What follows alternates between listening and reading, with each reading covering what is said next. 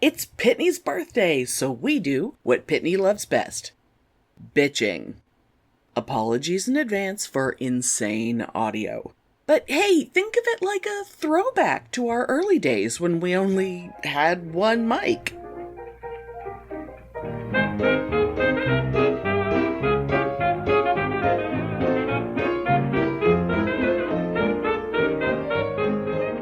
Welcome to Pitney and Amelia's Bitchen Boutique. We may be awful, but we're right.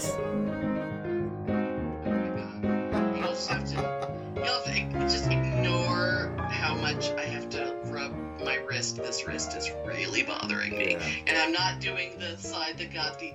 I hate these incisions. I mean, they're so small, but they're still red. And I feel like if I go out in public, someone's going to look at me and assume that I'm a cutter.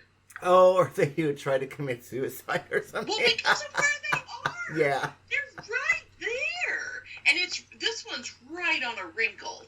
It's right on a wrinkle, so it kind of looks like it goes all the way. I need it. Anyway, God.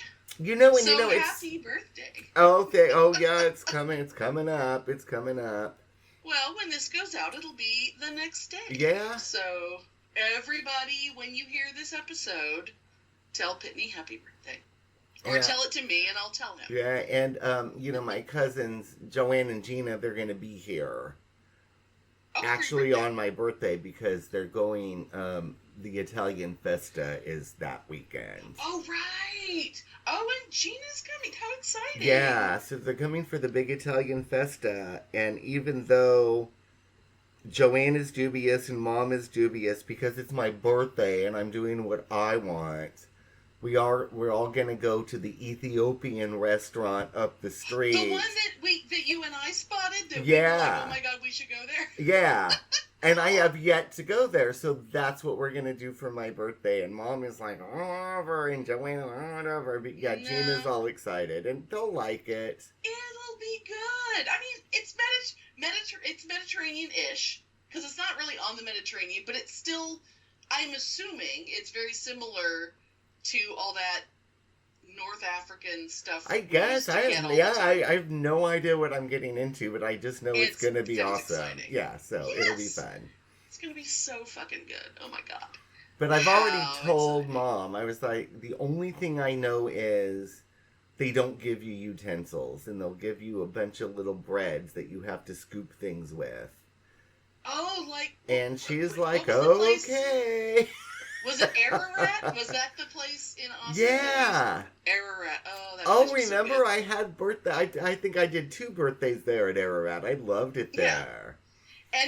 And when you were in town earlier this year, God, months ago. Oh my God, we ended up being there without realizing it because it had turned into other things. Because we went to lunch with Benny. Oh, it was so fascinating to see how it wasn't, but as soon as you walked into the backyard, That's area, right. like, we went into the backyard. This yeah. is absolutely Ararat. Like because the front it's turned into like a little bar, sandwich shop, coffee thing. And it's like you go through that back door and it's like, oh, here we are. I know where I am now. Oh, but I was devastated Fabulous. to see that Ararat had left because I used to go there a lot. Well, sure, because you literally lived on the same street. Oh, I loved it. And they had, but anyway, it's really sad. Almost everything in Austin that we used to go to is gone. Mm-hmm. Almost everything. Mm-hmm. Although I will admit, that afternoon going down that strip, it's weird because the time that I had come to visit you before, we had gone to room service and we had done that strip. Yeah, we went to that, was it Big Bertha's? Yeah, with the really expensive... Where they were trying to get me to try on like a $10,000 dress. And I'm like, oh my God, it's really not necessary. Remember those pants that I was in love with that were like $1,500 or something? God remember? Damn it. It's like, do you guys actually want to sell things? I mean, I understand that some things are worth a lot, but it's like, who has this money? Oh, it was so funny, but and why would they be here? I know, but I remember, like, then I didn't have this feeling of nostalgia, but this last time, a few months ago, I really had this feeling of nostalgia. Like, oh, I really miss living in Austin, what used to be Right. like this. And I Yeah. think what it was is I had just recently gone to San Francisco and Right. really enjoying San Francisco as compared to how lame San Jose is. Sure. So And it reminded you of when you used to live in San Francisco? yeah, so I think Yeah. I was just in that mode of like, yeah, San Jose is like really, really lame. It really Oh, is. God. Speaking of when you lived in San Francisco, my friend Janice sent me a, like, TikTok reel, whatever, of some racist woman going off in a Safeway and, like, she being escorted out into the parking lot where she would not stop screaming, and people were afraid she would, like, when she eventually got in her car, they were like, you need to get out of the way, she's probably going to try to hit you with her car. Like, she was so crazy. But when they went outside, How fabulous. when they went outside, I instantly was like, why does all of this feel familiar? I mean, if you think about how long ago it was that you moved to San Francisco, what was that, 1990? Yeah. Something like that? Okay. I looked up all the Safeways because someone mentioned something about Ocean Beach in Okay. the clip. And I was like, wait, what? And I went and looked. I searched for Safeways in San Francisco. The only Safeway near Ocean Beach. It's the exact Safeway where you did your grocery shopping down the street because it's literally on Noriega. Oh, so is the one where you had to park on the roof and take the elevator? Oh, I thought that was so glamorous. Right. Like it had another small parking lot out front. Yeah. But yeah, we were up on the top. And it was like everything about it. I instantly, before anyone said Ocean Beach, I knew it was somewhere in San Francisco. And then when I was asking Janice, she was like, she goes, yeah, that was my Safeway too for a long time. Because Oh, that's she grew so up cool. in San Francisco. And know, I think it's on Noriega, but the Bank of America where Patty Hearst and the SLA did the infamous bank robbery, I think that's on Noriega, right near there too. It's Jesus right near Christ. there. I Did you know think that it's at on the time? Noriega. No, you weren't into her yet. Oh, I until was you were not into Patty Hearst or the No. SLA yet. God, you would have just hung out in front of that bank. Oh, I know. I Because you're that weird. would have dressed up like Tanya and got a and got a plastic gun and posed for pictures outside of the bank. You know, like for tourists, like a Times Square Elmo. because can't you see me in a Patty Hearst wig with a plastic gun? Of course. You know. Of course. Oh my God, that's amazing. I mean, I guess you couldn't really do that now with everything going on now. You would instantly get arrested. But back then, Back then, it would be funny. people just would have been like, whatever. And it would have been so, because like the people who would be working at that Bank of America, they wouldn't have been there at the time. They wouldn't have had trauma from it or anything. You know, they would think it was funny. They would think it was cool that they worked in the Bank of America. Oh, I know, because you know how much I love that. I know. But You've it's always so- had weird fascination with crime. I know, like, I love Patty Hearst. Crime and cults. I It's love my Jim favorite Jones. God. I love Rajneesh, you know. Oh, my Well, Lord. Rajneesh, that's a little bit different, but anyway. Oh, Yeah, I mean. I was wearing at work last week. Well, I always wear, because I have 2 Rajneesh shirts Right. that I always wear. Every once in a while, somebody will comment on Oh, it. right. But They'll last recognize week, the logo or whatever. somebody had come to me that, she was probably, around, my age or our age, whatever. And she was like, oh, did you get to be there? And I'm like, Oh, shit. And I was kind of like, what are you talking? And she was like, your t-shirt, your Rajneesh Param t-shirt. And I was like, oh! I was like, no, I would have loved to, but I was like way too young at the time. Right, hello. I mean, I was like, yeah, 16, 17 maybe. I mean, I couldn't have gone up there and lived in a commune. Well, maybe someday you'll meet someone. Yeah, but she was like, me and my husband were just listening to one of Osho's audiobooks last night. Oh my god. And I'm like, that's so awesome. Oh my god, that's so cool. I mean, I know how you freaked out when I told you that my TM instructor had studied directly under the Maharishi when she was like 19 years old. That is, and you completely flipped out. Oh yeah. And that she just looks like some old retired lady who lived a life of working in a bank. He's the real fucking. I mean, I think Rajneesh Osho. I kind of think he was kind of the real deal, but not like the Maharishi was. And what's his real name? It's Neem Karoli Baba, I think, is his actual name. The Maharishi. Rajneesh? Yeah. Oh, the Maharishi. The Maharishi. But he was the real fucking deal. Yeah. I mean, he also, the people who act weird around him, and yes, he was also a human being. Yeah. Who, if a 20-year-old chick was like flirting with him, I mean, ask any young woman who dated an older man. Yeah. Even though when you get older you realize how inappropriate that is, but we're often drawn to guys who are twice our age when we're that young. And I know I was going to say, he's supposed to say no? I mean, you are consenting. It was your idea. Yeah. Whatever. I don't know. I don't know everything about the Maharishi. I just don't automatically. The fact that he had sex was not an issue. I don't think he did. I really honestly think he was celibate. Did he? I mean, at least in the 60s. I mean, I know Osho, or Rajneesh, but... Yeah. Oh, I loved it so much. Like, Rajneesh would parade through that stupid Christian town in his Rolls Royces with all his followers, and all the Christians would be all pissed off. I loved it so much. God. Oh, God. And I still, to my favorite memory in the entire history of the whole universe, is the Rajneeshis poisoning the salad bar of the Christian restaurant with salmonella.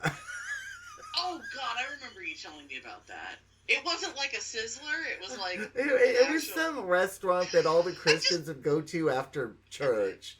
Maybe it was a Sizzler. Because I always pictured it as a Sizzler in my head. And I know that's terrible, but it just makes me happy because it's so fucking funny. They had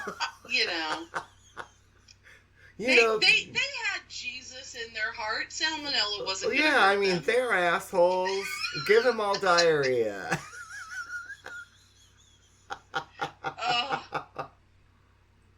I mean, my God. Can you imagine, no one showing up to church the following week because everyone's puking? Love it. Oh, my God. I know, it's terrible, but it makes me laugh. It's terrible, but it's fabulous. But, and then we will change the subject, but what preempted the food poisoning incident? Ooh, what? Was those fucking right-wing Christians. They fucking bombed the hotel that Rajneesh owned. Oh, like Jesus would do. They fucking bombed the hotel. God damn. And so, they deserved whatever the fuck they got. You know what I mean? That's insane. Oh my God. That is so insane. But that's always been the Christian way. Like, love your neighbor. Love your neighbor as yourself, so long as they're other white Christians, There is no hate like Christian love. Amen.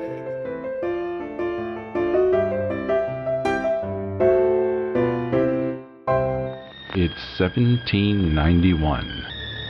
Do you know where the Headless Horseman is? Welcome to Tarrytown, a peaceful New York hamlet, with one exception. It's located only a mile away from the most haunted place in America, Sleepy Hollow. They said it was safe to venture into the hollow at night. They were wrong. Octoberpod presents The Brides of Sleepy Hollow, a shocking, all-new, all-original sequel to the ultimate Halloween ghost story, The Legend of Sleepy Hollow. Written by Amber Jordan, Whitney Zahar, Jane Nightshade, Dan B. Fierce, from an original idea by Edward October. Starring Ari Shea, Karen Rayner of Chicklit Podcast, Tom O'Connor of Madison on the Air, Chauncey K. Robinson, host of YouTube's production Tales from Hell, and Edward October. The Brides of Sleepy Hollow. Coming to Octoberpod AM and Octoberpod Home Video on the Tuesday before Halloween, October 27th. This time you may lose more than your head. OctoberPodVHS.com. Anyway, I digress, but yeah. You digress. So, yes, I know that there was a thing that you wanted, a subject you wanted to hit me with, and it being your birthday and all. Yes. So, I wanted to make sure that that you had the opportunity to let me know. Yeah, because this, when I tell you what it is, you're going to be like, oh yeah, I know that about you. This is one of my pet peeves and something that pisses me off so fucking much. Oh my God. Okay. With people that I know. Okay. And just society in general. So God, this was weeks ago, and I had written this note, like, it had to have been at least a month ago, right? I don't even remember. Oh yeah, it's been, well, because I had to keep putting the show on hold because I couldn't do things. So this has been like, it's like, I've been wondering, what the hell is this that we're going to talk about? Because you wouldn't tell me anything. Yeah, so I was listening. Okay, so just to put this in context, because this is relevant. Okay, so we're Gen X. Mm-hmm. Gen Z, are we in Gen Y now? Is that like teenagers? I think they're called Gen Alpha. I think is the youngest, like the teenagers now. I think it's Gen Alpha. Gen Alpha. Okay. Yeah. So of course, I was listening to NPR because that's the only radio that I listen to is NPR, and they were interviewing, I guess, Gen Alpha people. Okay. And they were talking about, even though they're so addicted to social media, they cannot fucking get their hands off their goddamn phones. They can't even walk without staring at their fucking phones. But they were talking about, why would anybody make a phone call? Phone calls are so horrible and so intrusive. And why would you ruin somebody's day by making a phone call and actually having to talk to somebody? I mean, I don't not agree with that, but okay. And then they were talking about texting. Right. And apparently now, even though I thought email was déclassé now, but now there's this movement where they even hate texting because it's too intrusive unless there's plans involved. So email is the best way so you can read and respond at your leisure. You can do that with a text. Because why would my friends want to intrude upon my mojo by texting me? And heaven forbid that I get a phone call.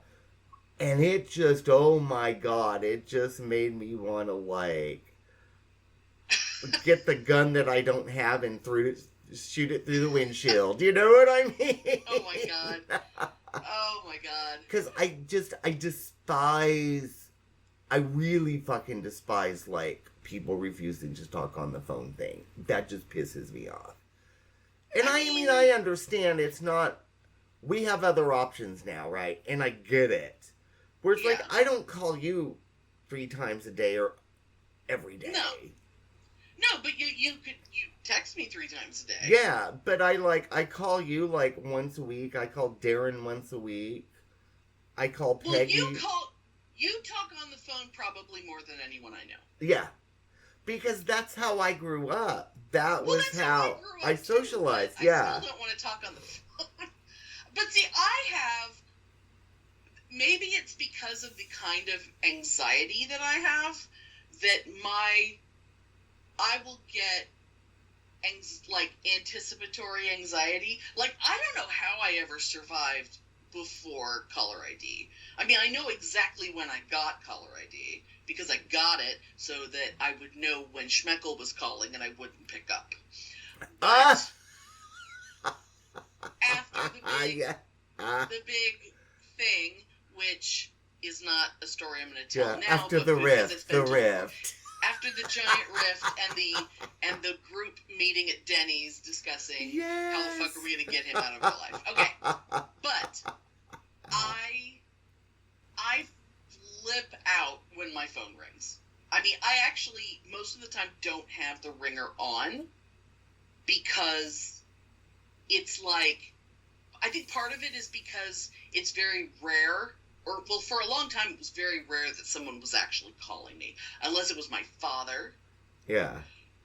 Or maybe you, but like now, I get so many phone calls regarding doctor's appointments and shit. Oh, that you have to have it on. So So even if I don't recognize a number, it'll say like healthcare, like it'll know that much. Like, it's not in my phone, but it'll say healthcare, and I have to pick it up. But most of the time it's a recording, and I'm like, oh, thank God I don't have to talk to someone. But I will not answer the phone if I'm not sure, or if I get like if I get hit with like panic or something, it's like, I don't have to talk to anyone right now. Like, I have to tell myself, like, nope, you're fine, you're cool, you do not have to pick that up. They can leave a fucking message. But I think the difference is when we were growing up, when the phone was the way that we communicated, right? Of course, yeah. There wasn't a whole hell of a lot of, like, solicitor calls. They were very, very rare. Well, yeah. So when somebody, when you walk up and knock on your door, when your phone rang, it was always a friend, a cousin, a relative, whatever, your grandmother, whatever. And so that's what I'm still used to. And I find I don't know when text I just very impersonal, and I was just so I've always been offended by, like, Alan, for example. And I will call you out, Alan, because you don't care, and I love you, but you know you drive me crazy with this. You know who you are. He's like flat out like, I love you, but I just don't want to talk on the phone, and don't call me. It's like we can schedule a call. Okay. So I can, like, give you his full attention? Pretend like I'm, because otherwise if you call me, I'm just going to pretend like I'm doing something even though I'm watching television or playing a video game. But, and it really pisses me off, No, but see, that's the thing. Especially if I am doing something, I mean... Then don't fucking answer, yeah. Well, that's what I'm saying, though. But back in the day, pre-internet or in very early internet days, like people like Schmeckle, how many times, and granted, most of this was when you were out of the country, so I was talking to him like every day. Yeah. How many times was I on the phone with him where he was watching television and not listening to anything I was fucking saying? And he would, like, react to something on TV. I've had like, multiple people in my life. Oh, see, that's a big no. But I've never done that. That's the thing. Yeah. If you're in the middle of watching something and you want to watch it, absolutely don't pick up the phone. The fact that I have something to tell you. If it's that important, I will get the information to you in a voicemail or a text. Yeah. You don't have to pick it up. If it was just calling to talk, it doesn't matter. But, like, that's part of the thing with phone is, like, I mean, and definitely don't ever just knock on my door. Oh, hell no. Oh, hell no. I actually have like a constant battle with Philionel because he will open the door. And it's like, why would you open the door when you don't know who that is? Oh, God, yeah. And then he gets mad. And then he gets mad because it's someone who is looking for, like, I'm a roofer and here can I don't ever. We never answer the door. Or it's, God botherers or whatever. And then he gets annoyed by it. And it's like, you know what you could have done? You could have just not opened the fucking door. Oh, yeah, I don't ever, yeah. I mean, one time he opened the door and didn't know that giant-ass Loki was right behind him, and Loki was so excited that there was a person that he ran out, like, between Philionel's legs and jumped up on that person and scared the shit out of them. Oh, no. But it's like, all I remember is, like, they were holding stuff and things went everywhere and whatever. Oh, and it's yeah, the door is one thing, but it's just like, I just but find it... But the phone to me is very much like the door. I absolutely do understand not wanting to talk on the phone. Now, I've had friends that, because, like, back when paying for long distance was a thing, and so you might do one call a year. Yeah. And that call could be 3 or 4 hours long. Yeah. But it was, it's weird because, like, once it got to the point where I could call people whenever the fuck I want, now I don't ever talk to them on the phone anymore. Yeah. Because we actually connect every single day multiple times on various things. Like, if I see something and I want her to see it, I send it to her, or, or ask if she knew about something, and then we'll have a little conversation on text or messenger or something. Now, I will say one thing. One thing I like every once in a while, Drew. Oh, Drew yeah. from the Real Feels podcast. Yeah. We love Drew. The other day, Drew had to go to, like, a doctor's appointment, but he got there, like, early, and the doctor wasn't there, and it was like, I'm sorry, Drew. I'm sorry, I'm forgetting all the details. But it was just, but what happened was he just recorded, like, a voice note and sent it to me. So I got to hear him in his car being like, you know what I hate? And going on about how he left work early, he went to this appointment, and then the doctor wasn't even there, and blah, blah, blah. And it was so wonderful. See, that's fabulous. But, like, I can, things like that, I need to get better at doing that. Because sometimes, especially, like, when I was, when my hands were utterly unusable, if I needed to, like, say, have not so much a discussion, like, let's say, with the Duchess, for example. Yeah. One of the narcissisters. When the Duchess... If I had to work something out with her because I couldn't fulfill my, scheduling or whatever because of my hands, but it was like texting her was really, really hard because my hands. So I learned how to bring up the voice note thing so I could just tell her what I needed to tell her, and then I sent it as a text. Could that have been a lot faster if I'd gotten her on the phone? Possibly. But I don't want to talk to her on the phone. Well, no, and I understand that, but I just think, I don't know, maybe I'm just too old-fashioned. I just think it's impersonal and rude. You are more of an old fart. You are definitely more of an old fart than I am. I think it's impersonal and rude. Well, I wouldn't go that far.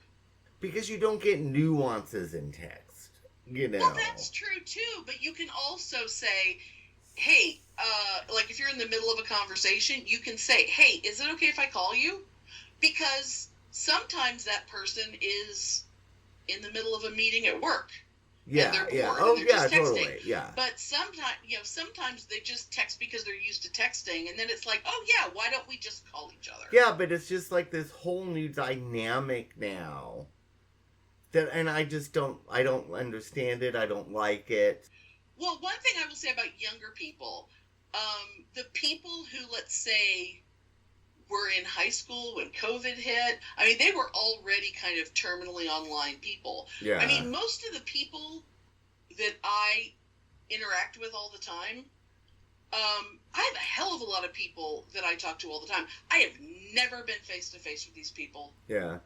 I have one person that I've, written back and forth forever, but she used to never take pictures of herself. She didn't want anyone to see herself, but because she's trying to start a whole new life for herself, she created a TikTok channel, and she's actually not only on camera but talking. And I was like, oh my god, I've never heard her voice before. Oh, that's so interesting. That's so cool. This is someone I have watched her children grow up.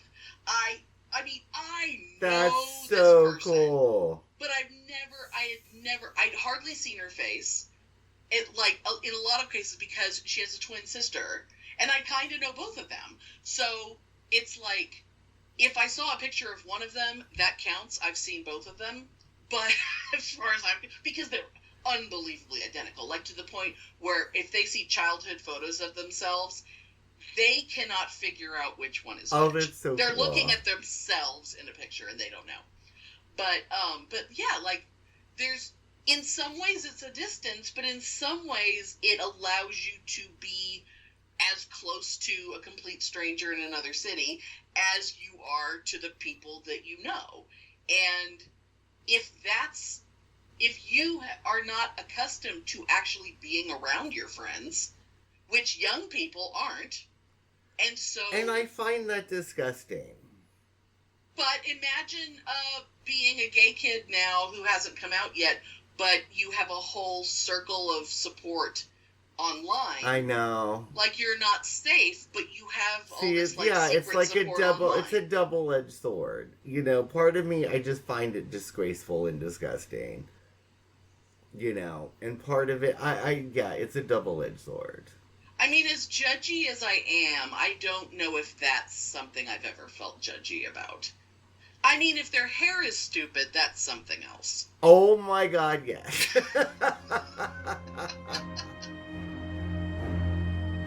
The year of personal power.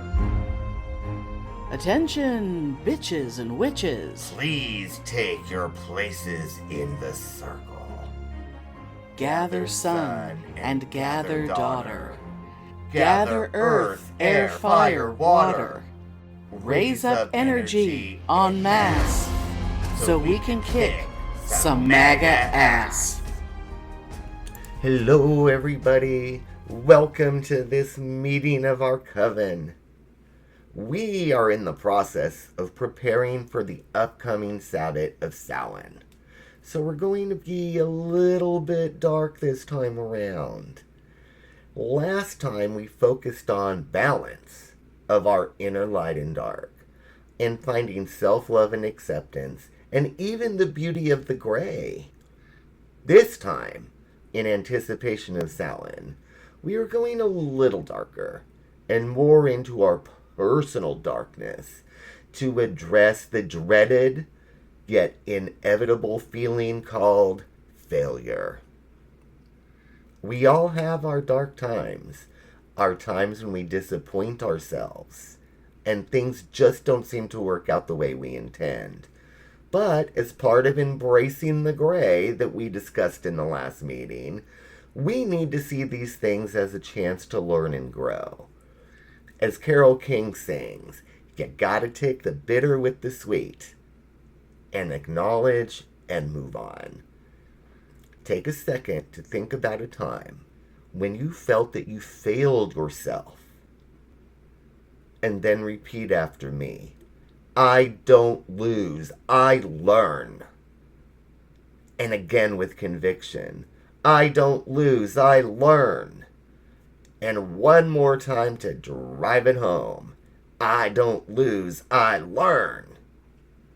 Try to keep this in mind as we travel the wheel of the year to a darker, colder time, and focus on the lessons that the darkness brings. Get inspired!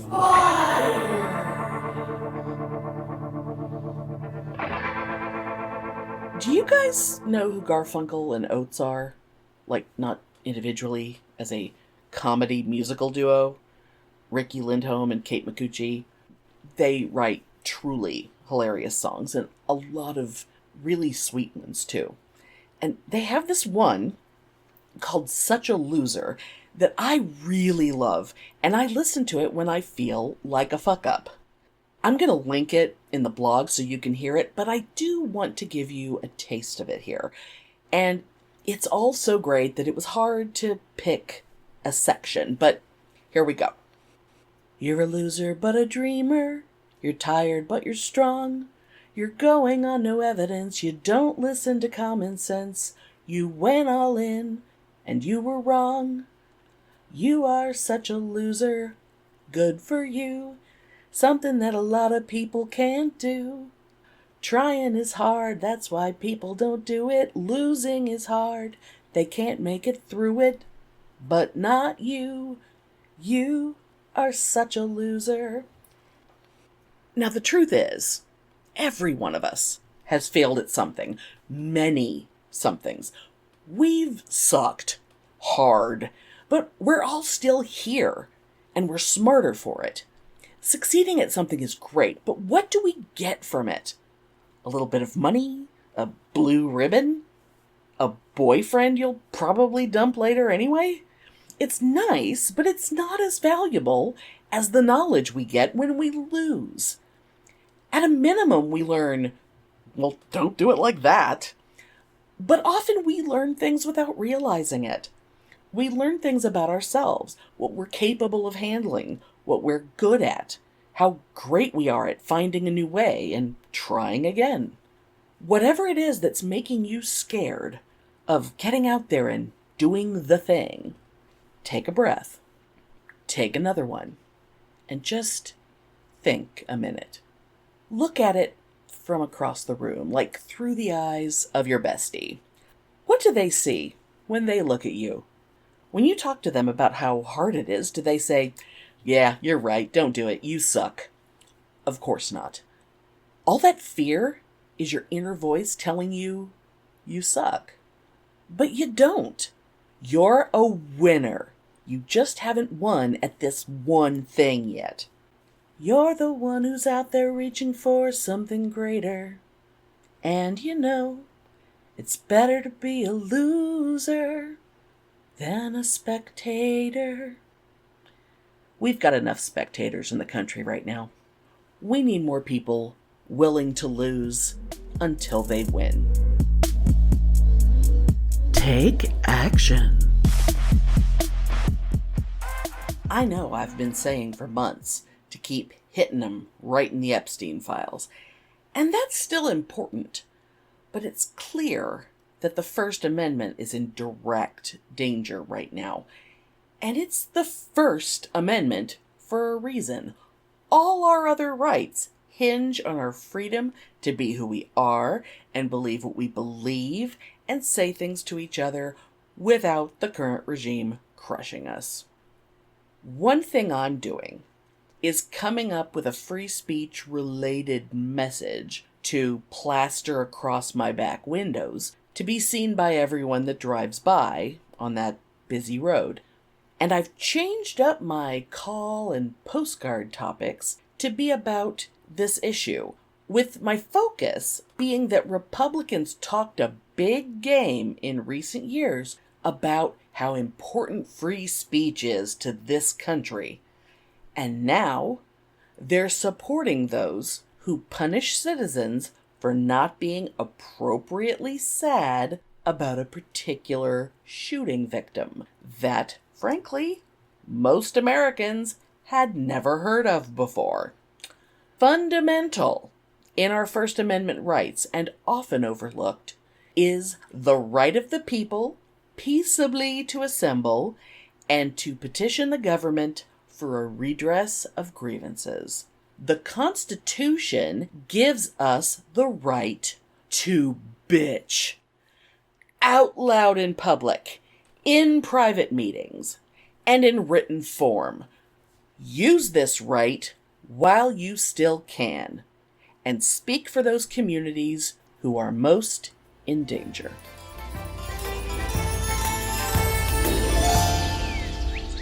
Touch grass. Well, it's definitely pumpkin spice season, you guys. If you haven't already, soon you'll be seeing pumpkin spice candles and pumpkin spice Doritos and pumpkin spice deodorant and whatnot. But we're going to get in the kitchen and make our own pumpkin spice deliciousness in the form of the best chocolate cake you've ever had. Now first, I gotta tell you that on Halloween morning, October 31st, we'll be releasing a collection of segments from past Halloween specials, and one of them is going to include a bunch of pumpkin recipes. Now this is one of them, but today I'm giving a little more information than we did before. And normally, y'all know I wouldn't even give you the whole recipe here, but that's the beauty of this one. It's so easy that I can do that. Box of chocolate cake mix, or devil's food if you prefer. Can of pumpkin pie filling. Dump them both in a bowl and mix. And then bake according to what's on the box. That's it. Make muffins, make a layer cake, a sheet cake, whatever you feel like dealing with. The important thing is how great this cake is. Chocolate and pumpkin are absolutely heavenly together.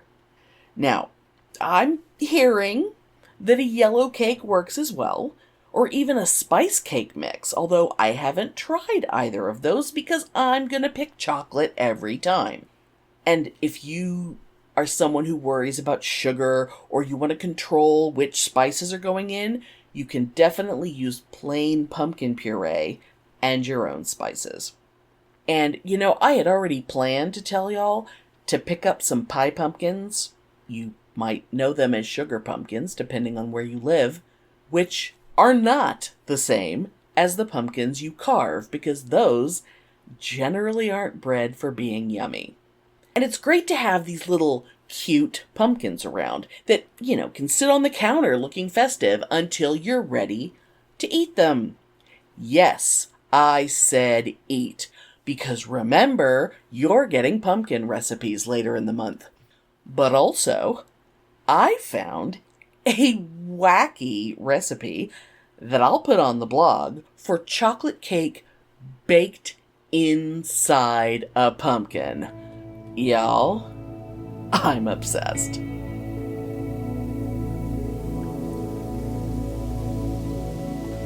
Reflections and journaling.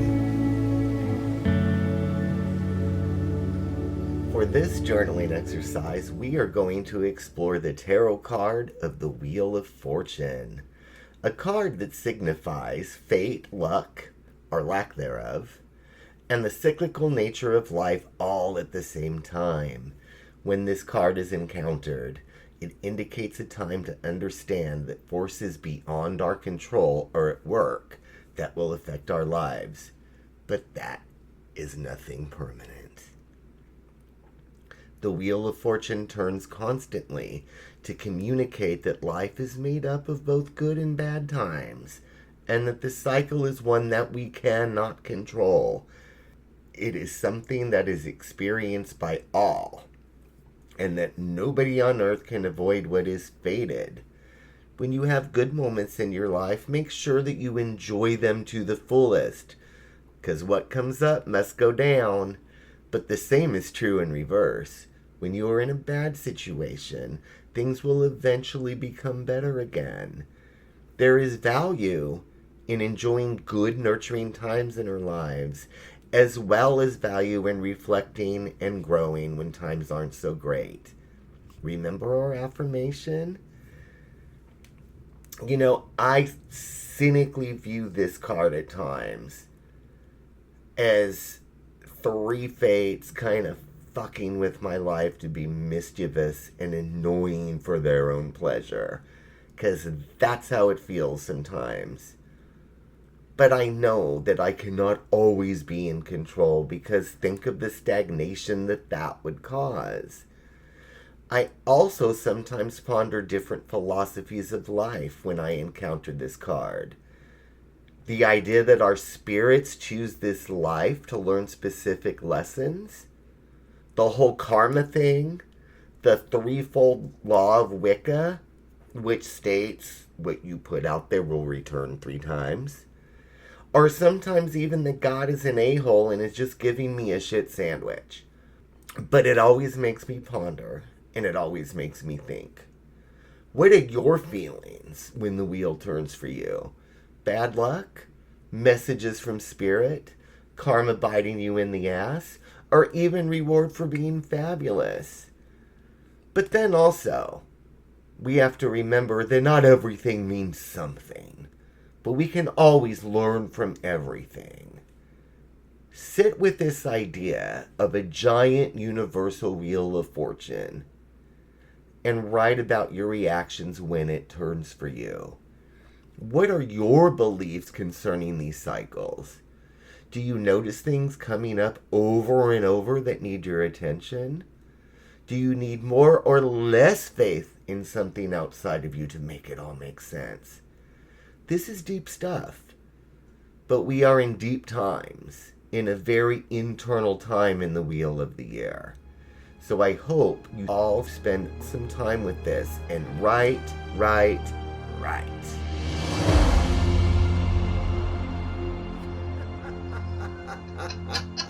Well, you know me, I have stopped watching movies if I don't like an actress's or an actor's hair. I mean, Or if I don't like somebody's eyebrows, I will not watch the movie. now see, that's not a... You know?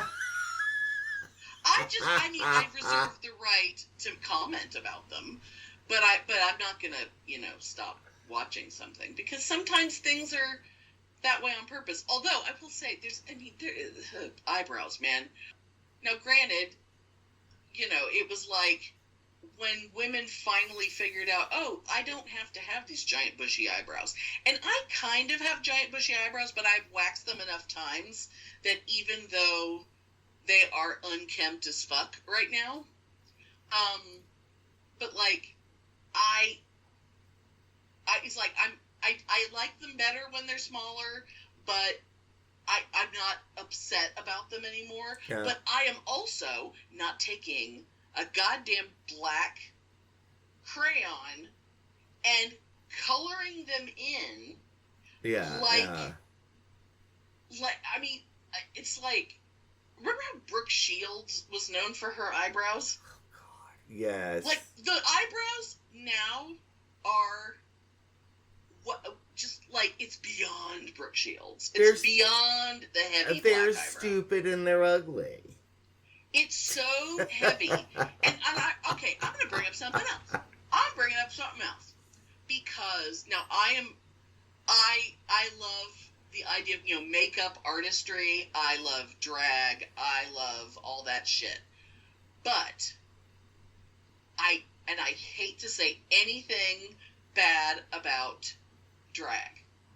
But because drag became so popular and teenage girls kind of grew up watching drag queens put their makeup on. Oh, yeah.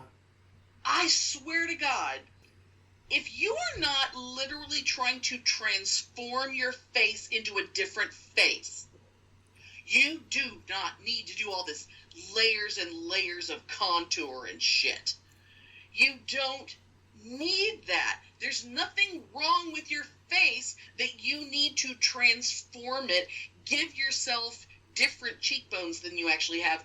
Reshape your nose. You don't have to do that. You look fine. You're not Oh, like some God. big burly guy who's trying to look like Morgan Fairchild. I know. And you know what? Oh, my God, what I see now that I'm cashiering at work now, so I see a lot more people. Oh, God. Yeah, And I've face seen to face, this yeah. numerous times.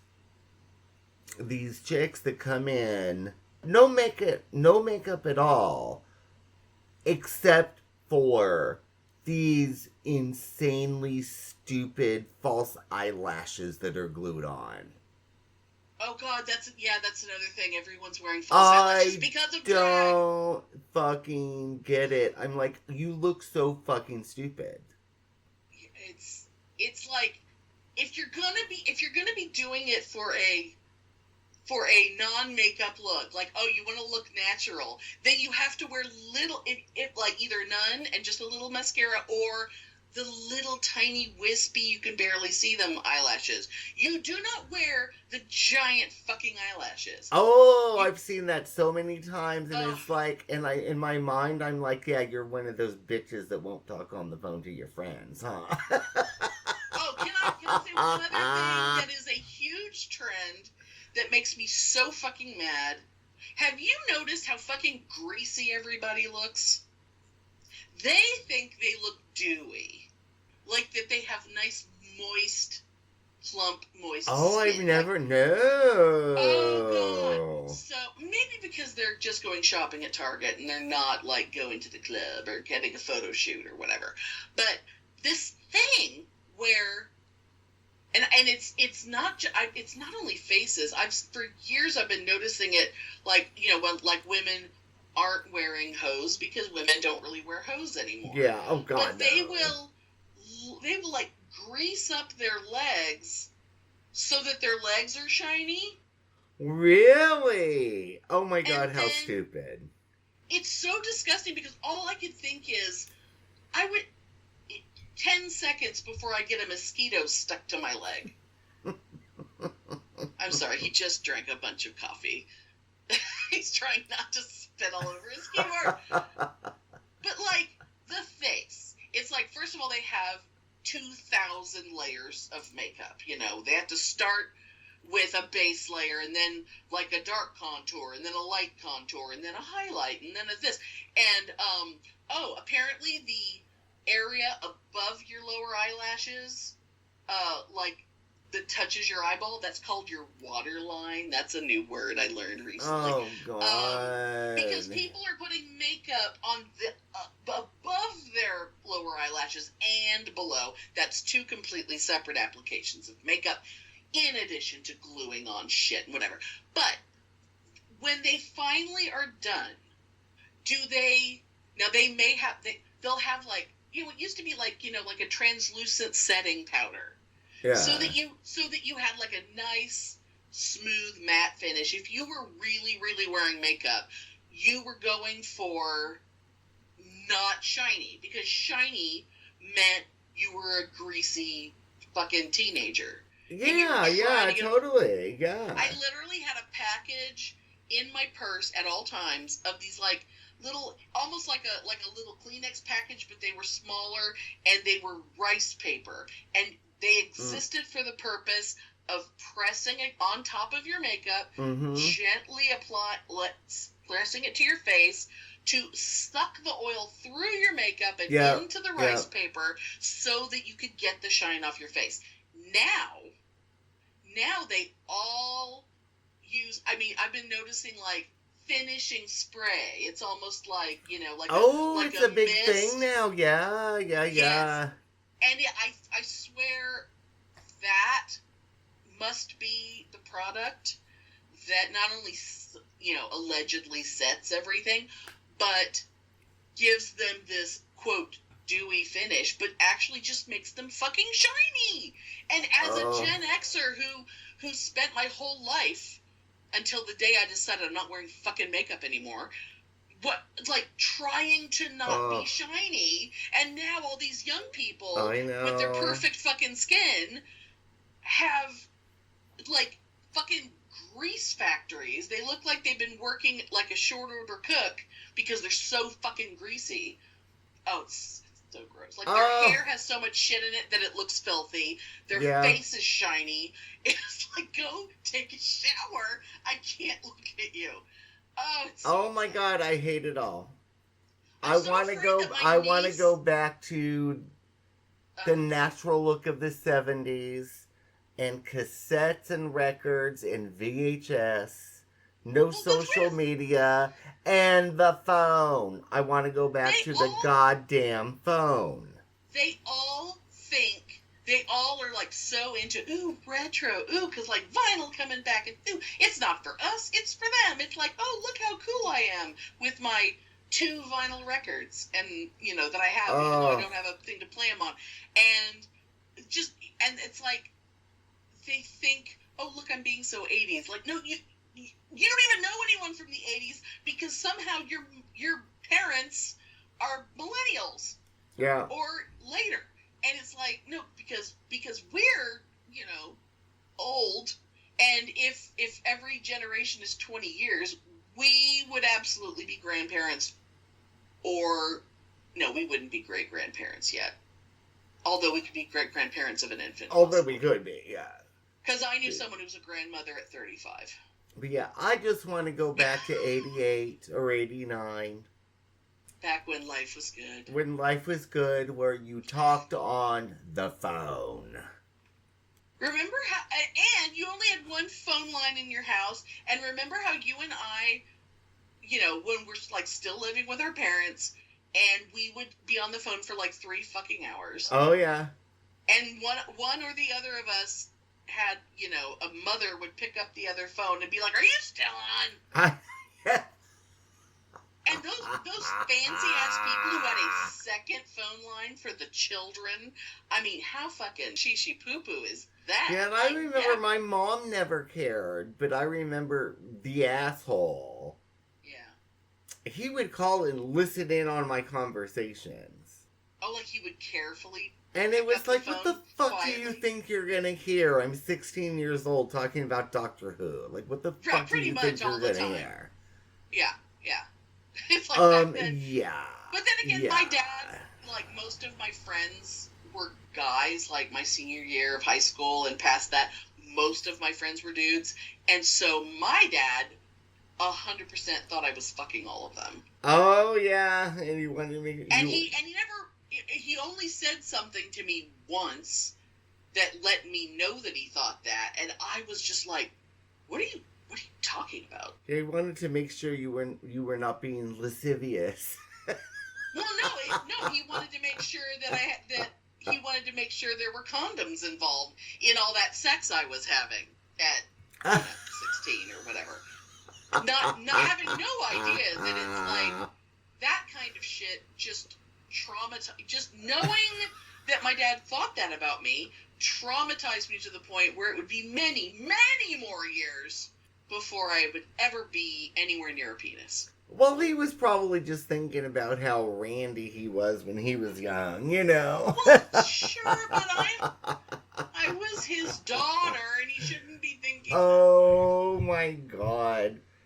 The weird thing is, like, my mom would have never, in a million years, thought of anything like that, but my dad... Oh, my God. The perverted pig that he was, he wanted to find out things like that. Although there was nothing to find out.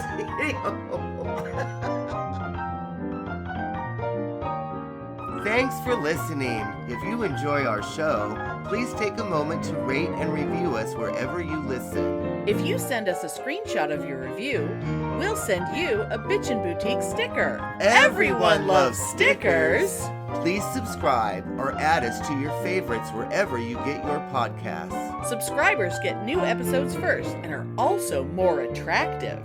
Drop us a line anytime at PitneyAndAmelia@gmail.com. We'd love to hear from you. It's just, the kids these days. God damn it. And I'm an old fart, and I don't care anymore. I love it. Well, you're an even older fart because... Yes. I'm gonna be 58. Can you believe that?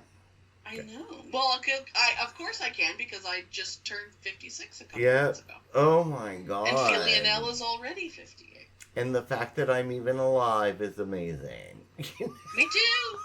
Me too.